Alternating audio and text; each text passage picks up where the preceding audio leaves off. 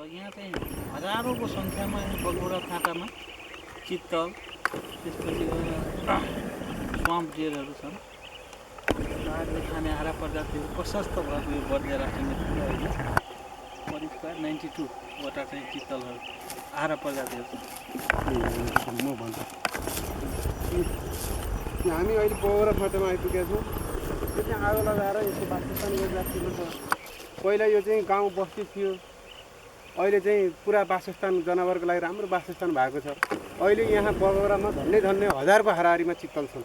तपाईँले देख्न सक्नुहुन्छ ब्याकग्राउन्डमा त्यहाँ चित्तलहरू कुदिराखेका छन् र यहाँ स्वाम्प डियर 12 सिंह पनि राम्रो सङ्ख्यामा बढिरहेको छ। सन् 2011को काउन्ट अनुसार यहाँ 107वटा 12 सिंह छन् र अहिले यहाँ बर्दियामा 96वटा चाहिँ आहारा प्रजाति पर स्क्वायर किलोमिटर छ। अब हामी बाघ हेर्नको लागि अगाडि बढ्दैछौँ।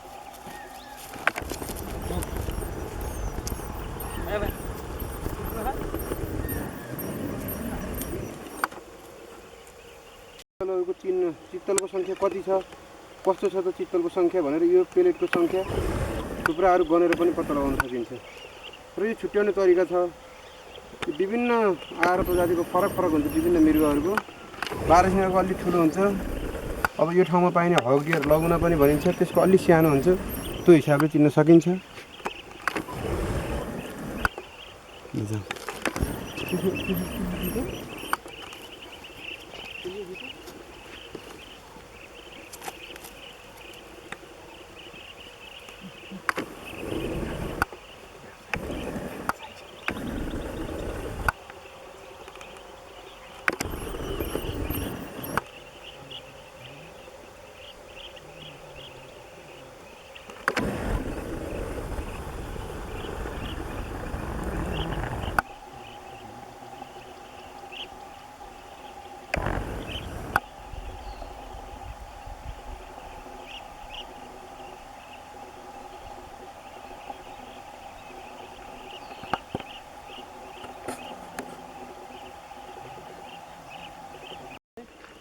चलनजी अब 12 सिंहको खोजी पो गर्ने हो कि?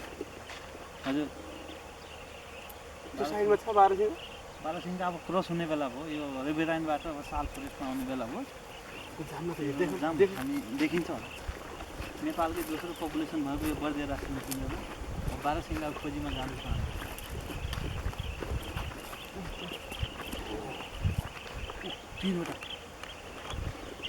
ल हेर्नुहोस्, आउन लागेको छ अब पारिबाट।